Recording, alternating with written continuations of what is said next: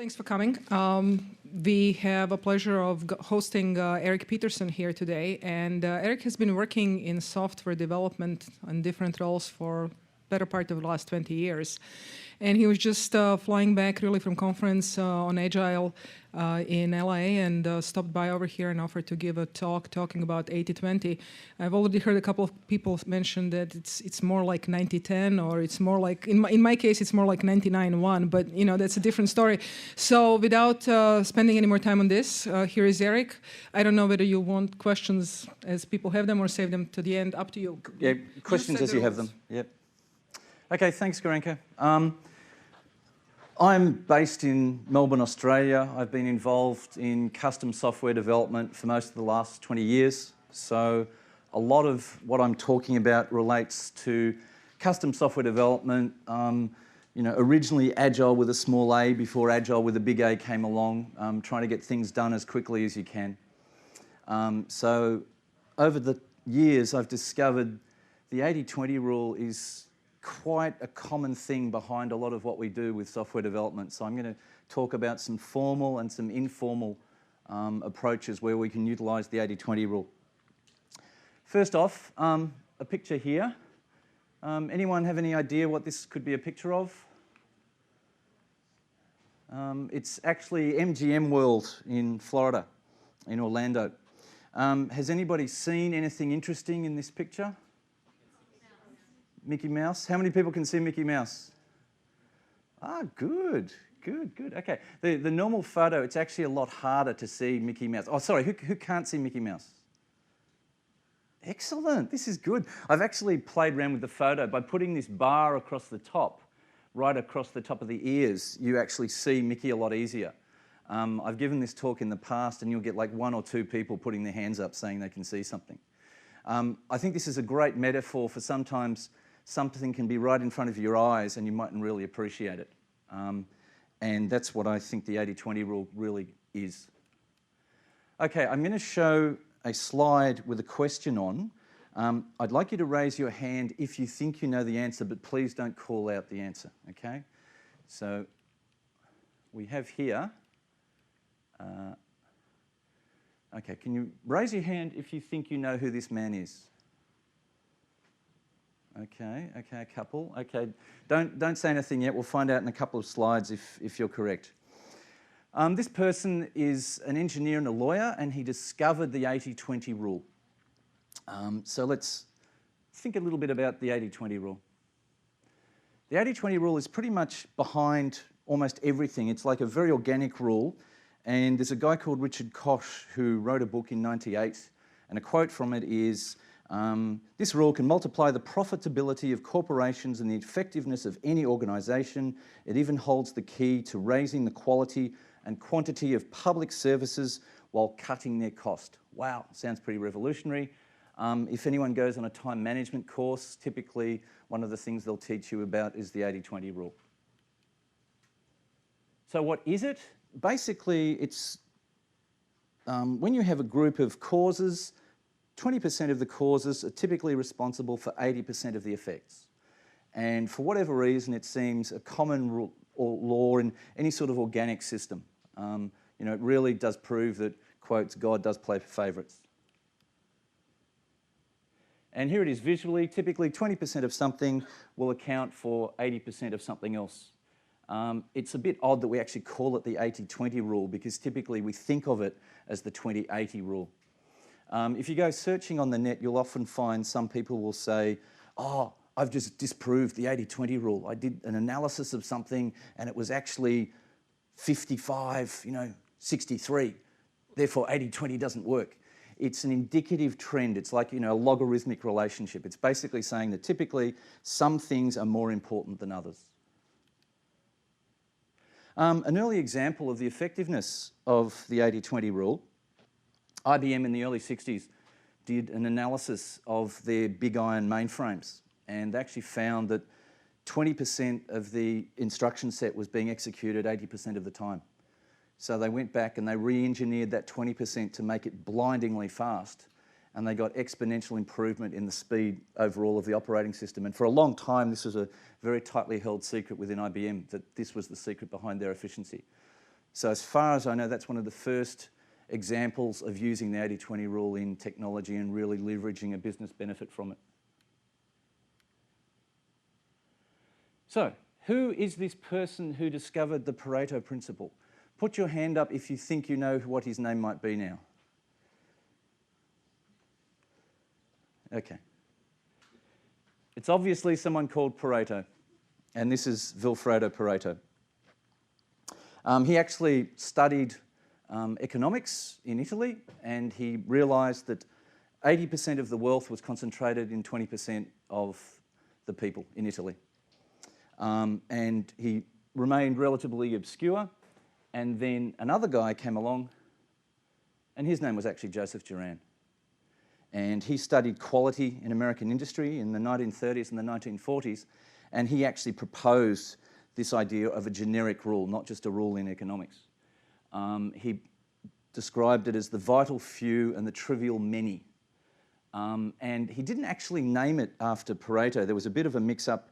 He published a book, and one page had a chart that said Pareto charts, which was the charts that Pareto had done originally with his research, and then he had his quality charts on the opposite page, and he didn't really name them. And then when people started reading this, they started calling it Pareto analysis, even though it was actually proposed by Juran. He was a very meek and mild man. He recently died in January 2008 at the age of 103, so he's been around for a very long time. If you search for Mea Culpa and Joseph Juran, he actually wrote an article where he explains why he decided not to jump up and down about this Pareto analysis that wasn't named Juran analysis. But recently a lot of quality organisations have started pushing to call it Juran rather than Pareto.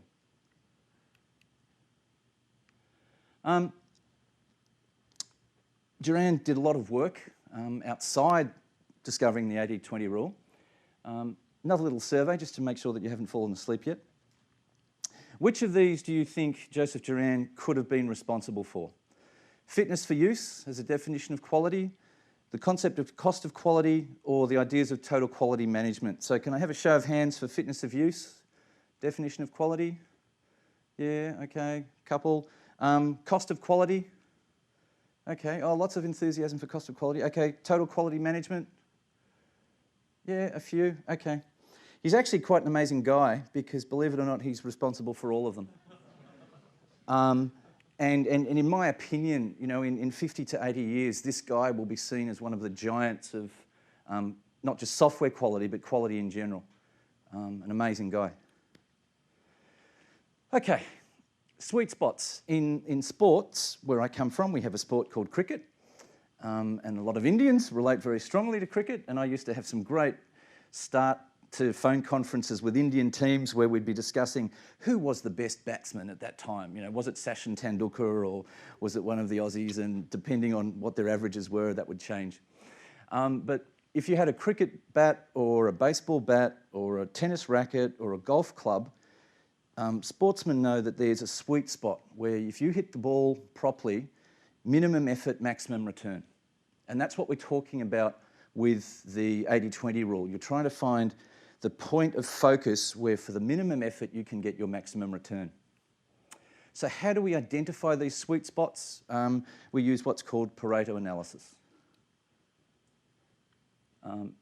Named for Pareto by Juran, basically consists of looking at the main causes or the main classifications of something to link this to the properties and the results.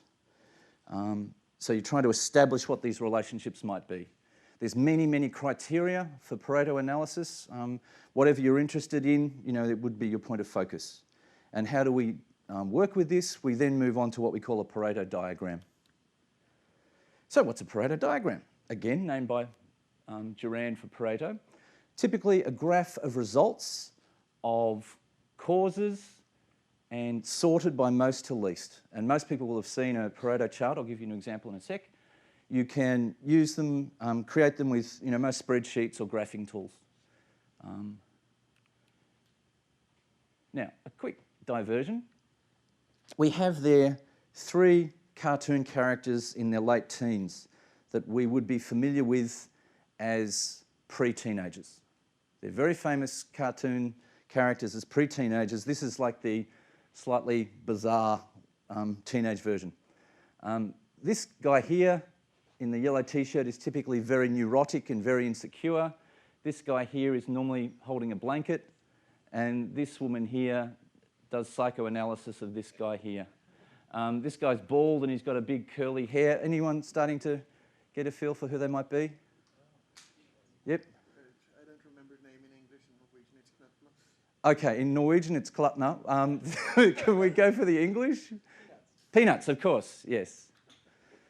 So we have all the characters in Peanuts.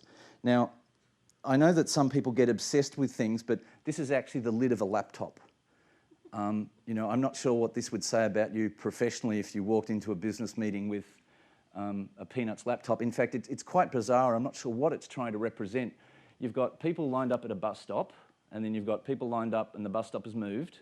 And like a lot of them are duplicate, but they're dressed in different things. And then the bus stop has moved again. And there's this really, really weird character that I'm not sure what it is. It looks like sort of a you know, extremely obese relative of Snoopy.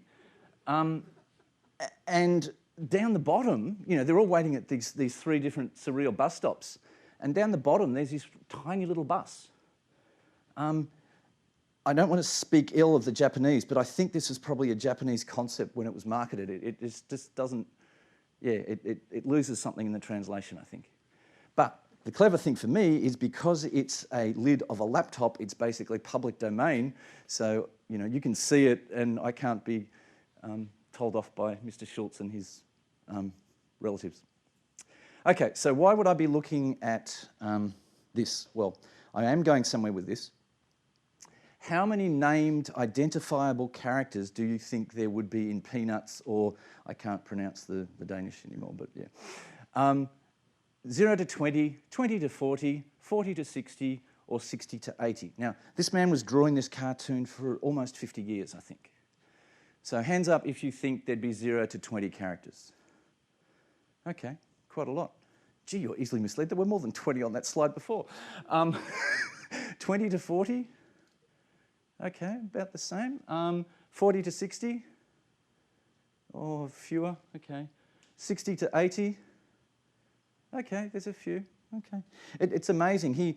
You know, most cartoons, you'd think there'd just be a few core characters, but there were actually 54 characters that were named and you know, appeared repeatedly in Peanuts. So you might think, why am I sitting in a talk about the 80-20 rule and this guy's talking about Peanuts? Well, there is a link. There was an internet survey done of people's favourite Peanuts character. And over 11,000 people responded. And I guess, you know, to respond to a survey on who was your favourite Peanuts character, you had to be relatively involved. And had it been available at the time, you probably would have owned one of those Peanuts laptops. But these are the results. So I'm cutting out at about 60, ignoring the sundries that may have only had 1 or 2 votes. And when we graph this, it looks like this. So this is a classic Pareto chart. So you see we're ordering from highest to smallest. And we have here the count of how many people voted for each of these things. Then this blue line is the classic mark of a Pareto chart. It's basically a percentage line. So as you move from left to right, it's mapping what percentage of the total have you reached. So a classic Pareto relationship is about the 80% mark. And you can see if you come across from the 80% mark, you end up about here. So 80% of the total votes were just for 3 characters: Snoopy, Charlie Brown, and Linus. So this is a classic example of the 80-20 rule in play. Okay? Real life sample, you graph it, and you can find the 80-20 trend. So, you know, poor old Marcy or Peppermint. I was actually quite surprised that Peppermint Patty got up quite high. And Pigpen, isn't that great? There must have been so many, you know, so many people who don't like cleaning up after themselves who voted for Pigpen. You know, he was the guy who was always perpetually dirty.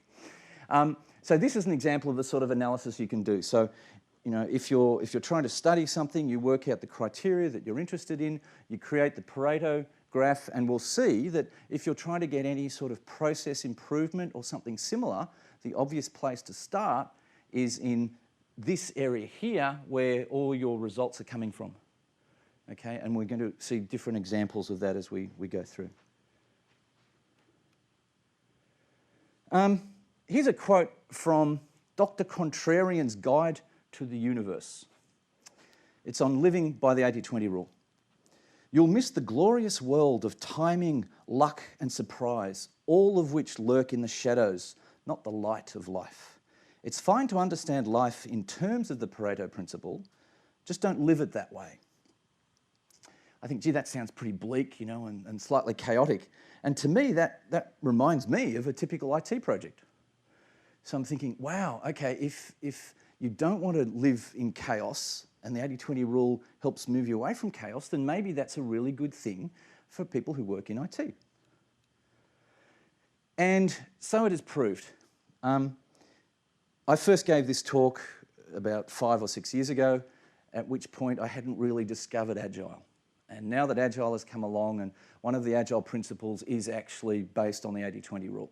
And it doesn't take much thinking to think of ways that Agile is basically built around the concept of the 80-20 rule. You know, the classic thing is, you know, we're delivering something of value to our customer. What is it? What is the main thing that they want to use? So you've got some informal Pareto analysis happening there. You're doing retrospectives. You know, what are the main things that we are doing well? What are the main things that we were doing not so well? Let's try and improve those main things. You've also got the classic thing of stand-ups. You know, are we going to sit down for an hour as we go through this 90-page action item list, or are we just going to say, here's what I was doing, here's what I'm hoping to do, here's where my problems are? You know, classic Pareto type stuff, just the main focus. You're also using it in test-driven development and paired programming to some degree. You know, where are we going to start writing this program? What's the main thing that we have to start with? And then you just go through and add different things. So, a key part of Agile development. Let's go for a slight variation on this. Here's a definition from Oscar Wilde, the English poet and playwright. Experience is the name a person gives to their mistakes. So what can we learn from the experience of our mistakes, our defects? How many people here have heard of bug clusters?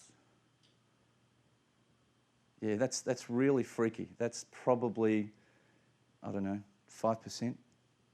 Yeah, it scares me. When I give these sort of talks and talk about bug clusters, and typically you'll get 5 to 10% of an IT audience will have heard of them. How many people have heard of the definition of that you have to write a test case before you actually execute it? Yeah, that's scary, because people have heard of that one, but they haven't heard of this one. Okay. Most system testers, you know, who are aware of functionality across an application know implicitly that bugs seem to cluster, okay? And it was always fascinating me for a long time that, you know, how come nobody else seems to be writing about this? So I did some research and I found that quite recently this was documented in 1976. And the scary thing is this guy, Glenford Myers, was out of IBM. So IBM were taking lots and lots of figures and statistics, and they were able to analyse lots of their applications and identify bug clusters. He wrote this software reliability book. He then went on to write a book all about software testing. And in it, he has a series of axioms. And one of his axioms is, as the number of detected errors in a piece of software increases, the probability of the existence of more undetected errors also increases. Now, the sad thing is this book also includes axioms that say things like, write a test before you run it. And almost everybody knows that one, but they don't know the really useful one. As an extension of that, Myers went on to say, as you discover clusters of bugs, pause what you're doing and write more scripted tests in the area that you're finding the bugs. Now, I've worked on dozens and dozens of software projects in my time, and I have never, ever worked on one project where that happened. Has anyone here worked on a project where as you find bugs, you stop and you rewrite more tests where you're finding the bugs?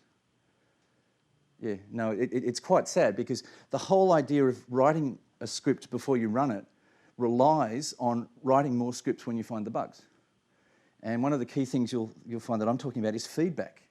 You know, as you run a test, you want to see if it worked or failed, and based on that, you're going to do something next.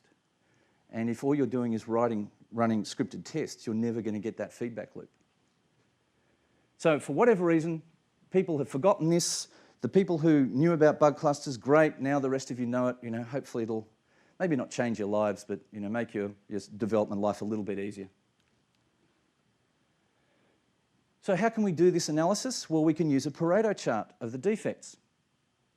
We can plan, you know, graph typically where we found these defects functionally, and again, you can use a spreadsheet or some similar tool to generate the information.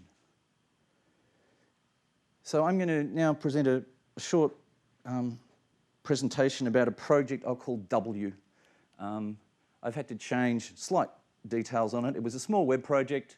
It had 9 functional areas, varying from, you know, typical thing, log on, internal home page, some administration, a staff log, a search, make a variety of appointments, have a list of suppliers and their details. And we found, try that again, we found about 70 defects. Now, this wasn't an Agile project, okay? We found about 70 defects, 1 severity 1 and 7 severity 2s. So what did the Pareto diagrams look like? So let's look at the high severity defects first. And you can see this is what we typically expect with software. There was 1 module that we found a lot of bugs in, and there were 2 others that we found 1 bug in. And so you can see clearly, you know, there's like an 80-20 rule thing happening there. So that a small amount of the functionality accounts for the bulk of the high severity bugs. Now let's look at the graph for all the bugs. And you can see, surprisingly, okay, we've still got our 80-20 rule here, but then it sort of tapers off to nothing. And when I first started seeing this sort of stuff, I thought, well, this is weird, you know. So I started to do some more research because this is not a normal Pareto relationship. You know, a normal Pareto relationship, as we saw before, slowly steps down to 0. It doesn't just cut off like that. So is this typical? And the amazing thing is, yes. Victor Basili and Barry Boehm in IEEE Computer in 2001 printed the results of a whole lot of analysis and research they did. They called it the Software Defect Reduction Top 10 List. Nothing to do with David Letterman, but stealing a good concept. And 2 of the top 10 are relevant for us. Number 4 basically said about 80% of the defects come from 20% of the modules, which is a standard Pareto relationship. And the second bit was really interesting. About half of the modules are defect-free. And this was found repeatedly in studies of software. Now, you might think, how could that possibly be? Now, this is at system tests typically, okay? So you've got some sort of unit test process, and the presumption is that unit testing is going well and is done properly. And when you hit system test, all you're finding is this concentration of bugs in certain modules and not everywhere else. But when you think about it, it sort of makes sense, you know, because there are parts of an application that are pretty straightforward. If you're building reference tables, for example, you know, reference tables are typically just have a code, have some value, and then just add them and modify them and delete them. It's not that complicated. And if you're a skilled developer, you should be able to do that almost in your sleep. You know, and you do have parts of an application that are very straightforward. At the same time, you do have parts of an application that might be more complicated or not fully understood, and that could be, you know, where your errors are coming from. So they basically found the range was about 60 to 90%, okay, and 80% was the median. I've since spoken to some load testers, and I said, you know, just in your experience, intuitively, do you think this holds for load testing? And they've basically said, yeah, maybe 40% of the modules might have 60% of the defects. And a similar thing apparently for security testing.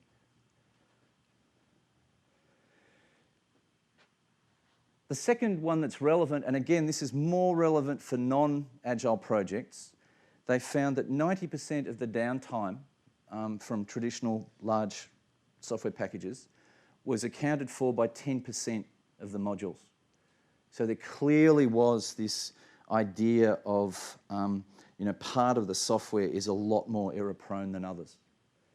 And some authors have actually suggested, development authors, not testing authors, once you find these things, throw the module away and rewrite it from scratch. But unfortunately, that's not always possible. So what are some of the implications of this defect density idea? Once you find defects in a particular module or area of functionality, chances are that there's more defects there. Okay? If you're testing something and you're not finding much, then okay, there's a chance that that might be relatively free of defects. Now, you have to link this in with risk analysis a lot. If you've got a module that's incredibly important, you have to make sure that you've got good coverage. But yeah, it's an interesting concept. The other interesting thing is this suddenly starts to cast doubt on the whole traditional IT model that says you have to write detailed scripts for everything. Because if you're being asked to think about return on investment and potentially half of those scripts that you're going into detail on won't find bugs, if you're on a mission to really, really focus on finding bugs, are you going to get the return on investment that you really need? So how can we do this? As we're actually doing our software development, we can do some ongoing Pareto analysis. Again, you really should be trying to link this in with some risk analysis so that you're testing the most important things as you start.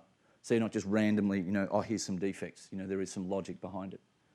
And then once you start to find these sweet spots, that's where you can focus on for your exploratory testing or your scripted testing or, say, test-driven development. You could feed back and say, hey, we're finding a lot of bugs in this. Maybe your unit tests weren't that good. Can you do some more work? If you've done your Agile stuff properly, hopefully this shouldn't be an issue. It could also be a suggestion for where you might need some refactoring, if you've got some legacy code or something. Another part of this, and I'm a systems tester focus, but I am, an ex-developer. But another part of this was the fact that, if you've got a traditional system and it's down, 10% of the modules are causing 90% of those outages. So how could you improve that sort of quality? Well, we can work on our sweet spots while we're doing the behavioural testing, but what's the easiest way that you could improve the code?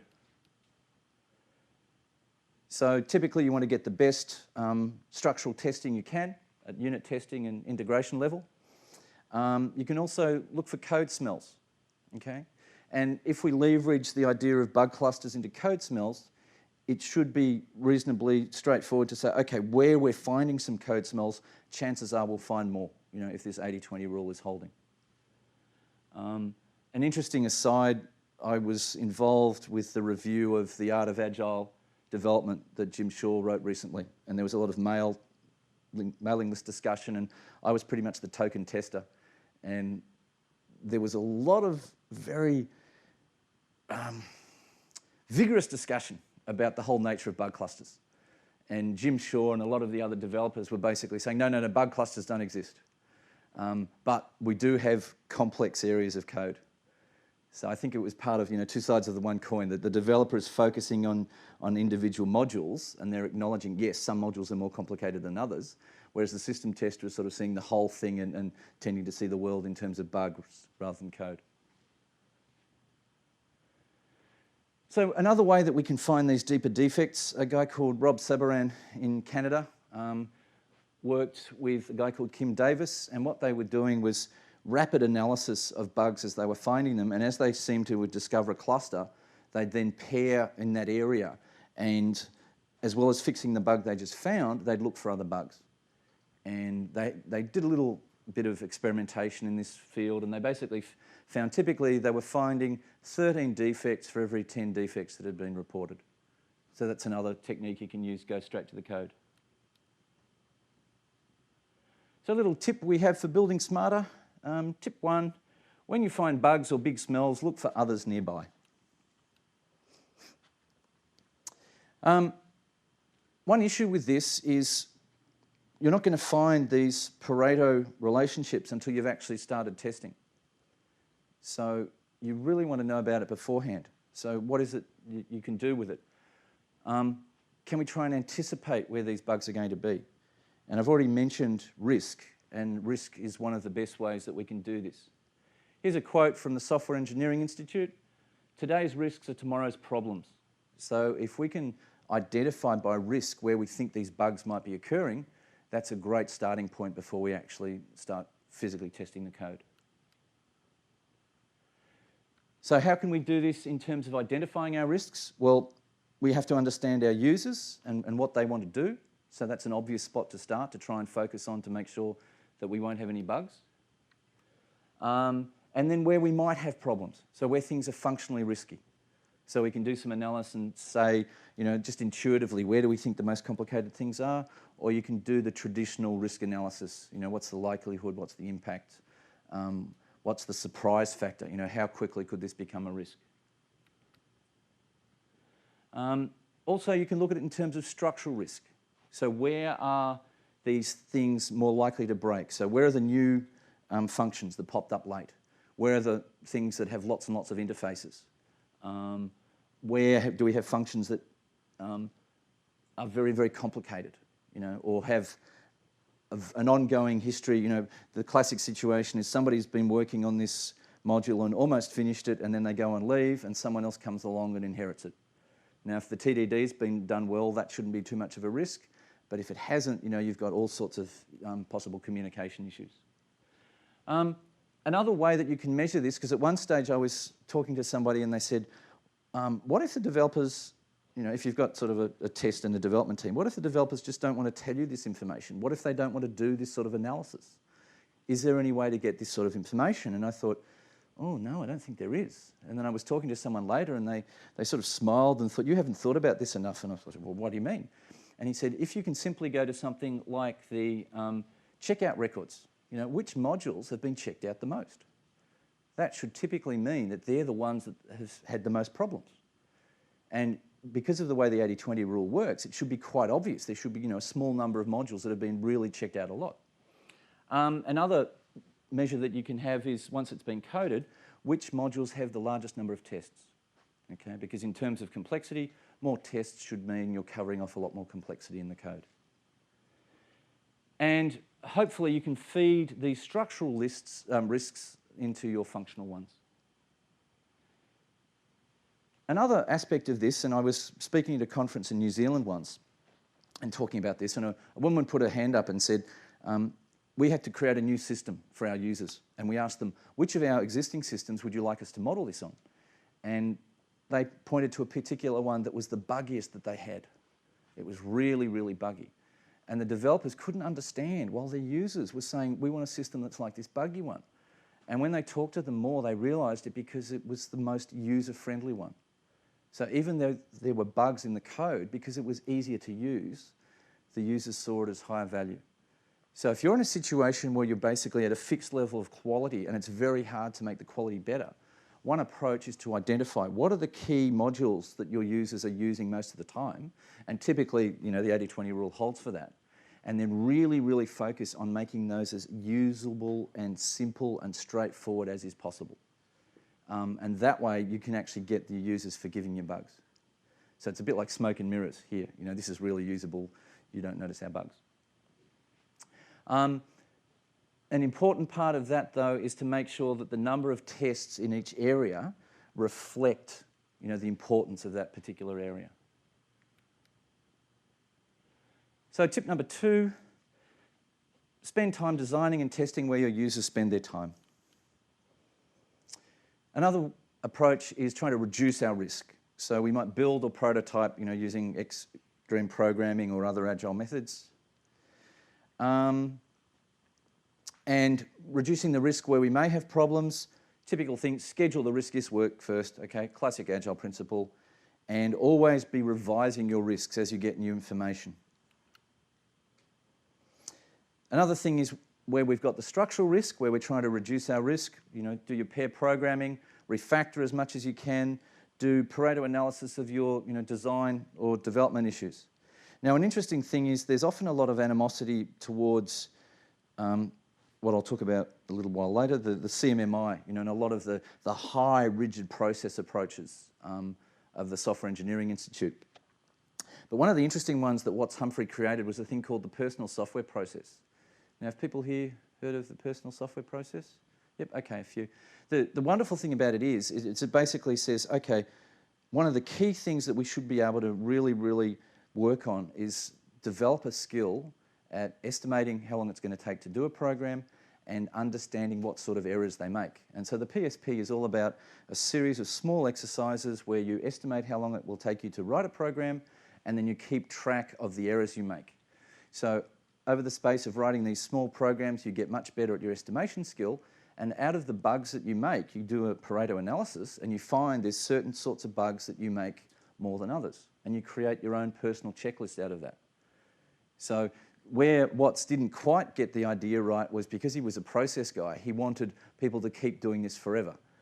And again, it's the 80-20 rule. You'll get the maximum return from your initial stuff, and after that it becomes a bit of a pain. And when Watts couldn't understand why developers didn't want to constantly keep this going, he created a thing called the team software process, which basically said, manager, make sure your developers constantly keep these stats going. And the team software process didn't work either. So you can see there's great value in doing it once, but I'm not sure about on an ongoing basis. So risk-based testing, you can do this across everything, whether it's usability, system acceptance, performance. One interesting thing, though, that a lot of people fail to realise that they'll do a lot of this risk analysis, but reality always replaces risk. So, if you think the high-risk areas are here, here, and here, and you start testing and you're actually finding bugs in areas that you didn't regard as high risk, then, I think you've got your risk analysis slightly out of whack. So you can use spreadsheets or test management software. There's a whole lot of free test management software now that's, very, very useful for this sort of stuff. And if your software isn't safety critical, with these sorts of approaches, you can get quite a good quality level quite quickly.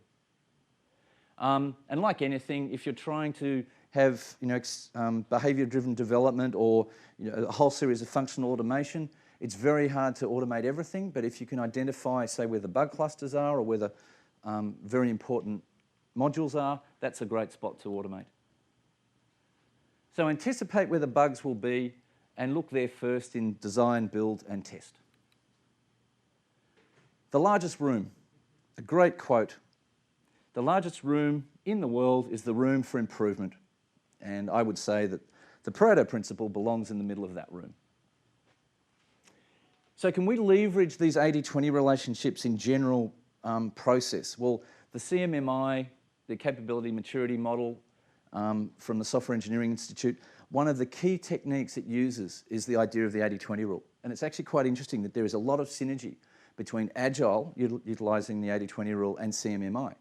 And there was a lot of bad blood at the recent Agile 08 conference because a lot of people were putting up discussions of Agile in a CMMI context. And none of them actually saw the light of day.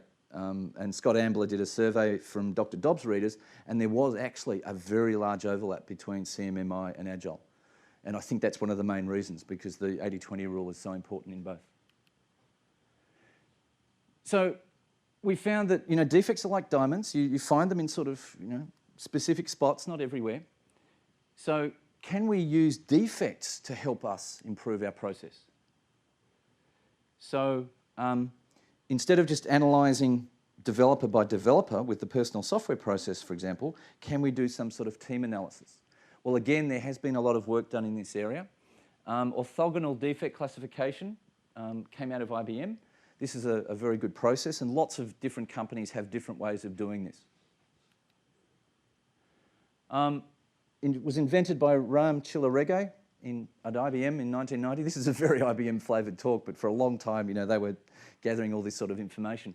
I was actually quite lucky. I gave an early version of this talk at a conference and found out later that Ram was actually in the audience and ended up having dinner with him that night. So that was a nice little buzz. Basically, it was been used by a lot of companies. It classifies defects in terms of what caused them. And we'll see some examples of this soon. And it reduces your root cause analysis cost by a factor of 10.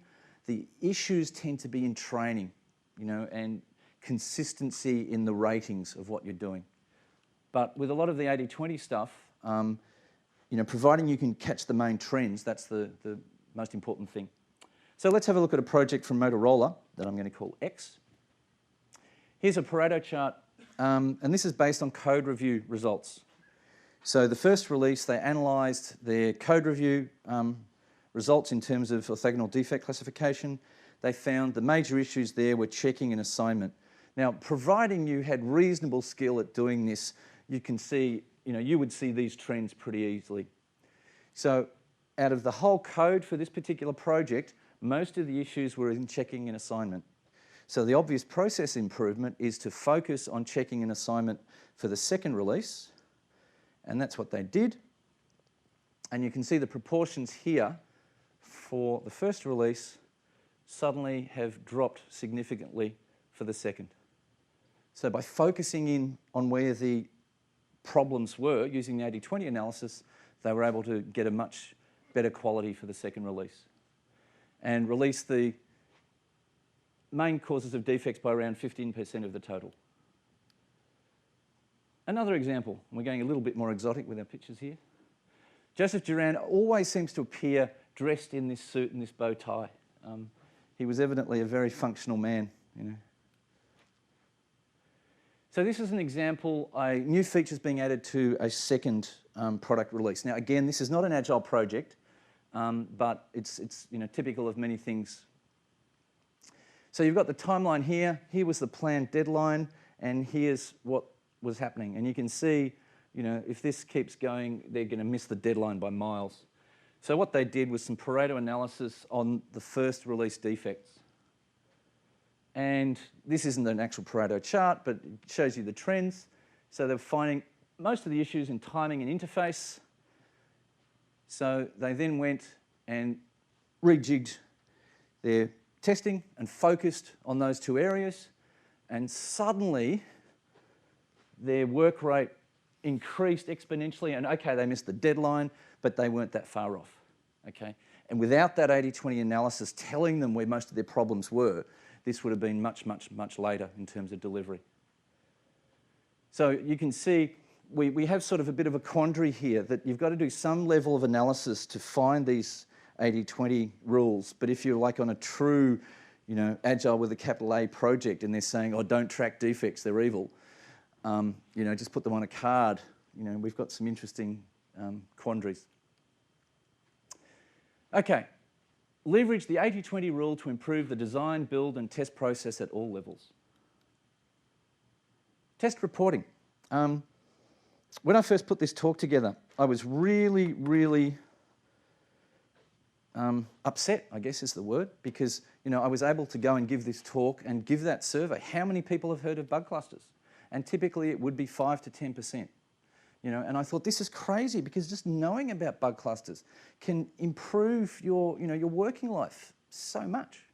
So I was jumping up and down about it for a long time, and I thought, how can I increase the knowledge of bug clusters? Now, nearly anybody who studies software testing and does a course learns about the 829 test documentation standard from IEEE. And they've just released an update in 2008, and for whatever reason, I think I got the highest number of review comments, and I jumped up and down and I wrote this semi-sarcastic comment that said, Glenford Myers was talking about bug clusters back in 1976. Shouldn't we mention it in the 2008 testing standard? And sure enough, it's now been adopted. So if you get the current standard, it says one of the purposes of testing is to look for bug clusters, except they've called them anomalies for some anomalous reason. And also that test summary reports should include details on these clusters. Now, test summary reports, what are test summary reports good for? They basically tell you, oh, this is what we thought we were going to do. I guess they're like a mini stand-up. This is what we thought we were going to do. This is what we actually did, and here's some bugs. And it's an interesting historical document, but where's the value? The value is if you go in and say, hey, here's where we found our clusters. And so, in terms of your analysis of what caused the bugs or where the bugs were. So that when you hand over to maintenance, that knowledge is really going to empower keeping the quality nice and high. So hopefully more and more people will start to learn about clusters. So another tip, use knowledge of where clusters are for regression and maintenance. One of the interesting things about reviews is, I don't know how many people have been reviewing a document or something similar or some code, and you review it and you think, I found all the issues in this. And you go into the review and straight away, you know, somebody says, okay, let's start on page 4. And you think, page 4? I didn't find something until page 15. And as soon as you go to page 4 and they point out what the issue was, you think, oh, yeah, that's so obvious. You know, how was it that I couldn't see it? And I think that comes back to this idea of sweet spots. Everybody has different sweet spots. So I think this is one of the powers of things like paired programming, you know, that you have these different focuses. You're able to leverage off each other's skills. It also seems to occur with paired exploratory testing. So, and this isn't overly scientific apart from me calling it a theory, but I have this idea that, you know, if you're working collectively on a task, you know, if you have a good cross-section of people on that task, you will get a much better result as the impact of the different sweet spots combining. And it was quite interesting to me, I heard James Sirowiski at the Agile 08 conference in Toronto talking about the wisdom of crowds. And that's very, very interesting stuff where you survey, you know, a large group of people for some independent question. And as a group, they can come out with a very accurate result of some sort of calculated value that each of them individually might not be able to do. And again, I think that's to do with sweet spots. And that probably also explains some of the benefits of a united team in an Agile project. So another trick, many cooks improve the broth when there's no recipe, and there's a sort of a very long-winded paraphrase. Exploratory testing, there's often a big discussion about, oh no, I can't do exploratory testing. I need skilled testers before I can do good exploratory testing. Is it true? A guy called Jakob Nielsen, who does some usability testing research, basically found he could take a novice user, put them in front of a simple web system for an hour, typically say, you know, just play with it for half an hour and then do 2 15-minute tasks. And in that hour, they could find 30% of the usability issues. Now that goes counter to all our definition of, you know, you need to know lots about computers to be a good tester. He also found that if he had 5 people doing it, he could find 80% of the usability bugs. Now that's really, really amazing stuff. So people who are just users of software, not necessarily, you know, developers, can find lots of bugs without too much problems. And I think that goes into the fact that most models in software are quite simple and our brains are built to understand models.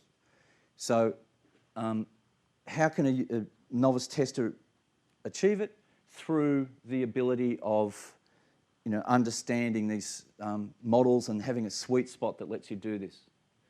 So another little theory, 80-20 rule is an explanation for the skill of a novice tester. People have innate problem solving and modeling skills that lets them find these discrepancies in software. Now these are relatively simple, straightforward discrepancies. You know, I look at a screen and something's out of alignment or something isn't consistent with something else. Now defects concentrate in particular modules following the 80-20 rule. I said before, Glenford Myers said, once you find defects, you should stop and rewrite scripted tests. Doesn't happen, so what can we do? Exploratory testing. And one of the great things about exploratory testing is it's based on feedback. And the classic thing is, as I'm testing, I might be finding bugs. So you can use that feedback to concentrate your exploratory testing where you're finding those defects and utilize those sweet spots. And as you learn more, you build up better failure models, you understand more about failure, and you can get into more advanced failures where if I do this and this and this and this in sequence, then I might have a bug happen. And you need to be an advanced tester to have that sort of skill. So basically, the 80-20 rule seems to explain the reasons for the power of exploratory testing. I know myself, you know, many times in the past with a traditional project, you could sit down at it, play with it for maybe 15 minutes and get it to crash. You know, and who knows how you were doing it. It was just all the, you know, your inbuilt knowledge of failure patterns and failure models.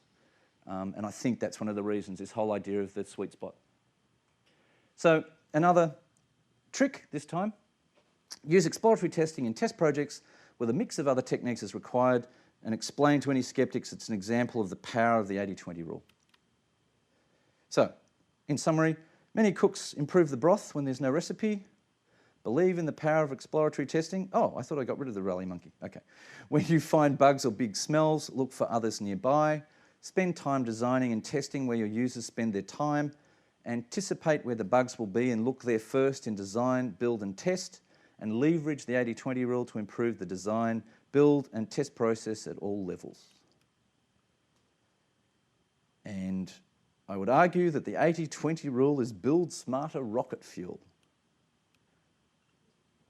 Okay, making sure you're still awake. Any idea what this shadow is on that tree? The thinker? The thinker, okay. It is the thinker. The thinker is actually a fantastic example of the 80-20 rule in practice. World famous statue. Rodin was actually quite a businessman. He cast lots of these. You'll actually find one on most continents of the world. And he did big ones and little ones. I think in Scotland they could only afford a little one, so they've only got a little one this big. Does anyone know, if this is the focus point, what the other thing is that the thinker is just a small part of? Has anyone ever seen this? That's the thinker up there, and that's everything else around it. And this is a great example of what we should be trying to do. This is called the gates of hell. Great metaphor for a software project. Rodin proposed it in 1880 as the gates for a big art gallery that was going to be built. He whipped it up in plaster. Have a guess how long it took before it was actually built.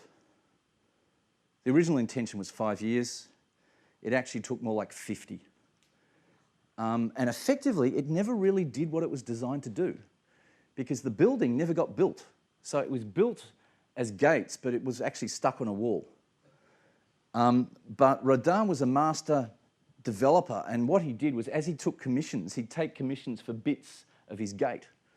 So he'd gradually build these things, and he'd actually died a long time before the gate was finished. Again, the gate is in various places. Recently they moved it from France to England for a short exhibition. So this is a great metaphor, I think, for what we're trying to do. We have here the gates of hell. So hark back to Dr. Contrarian's Guide to the Universe, chaos, awful things happening. The 80-20 rule helps you move out of the chaos, move into something that's more predictable. So if we focus on the thinker, then we're able to bring a lot more common sense to our IT projects by utilising the 80-20 rule. The interesting thing about this one is this guy's actually made of fiberglass, and he's designed to go in your garden. So again, if you search for him, you could have your own thinker on your doorstep.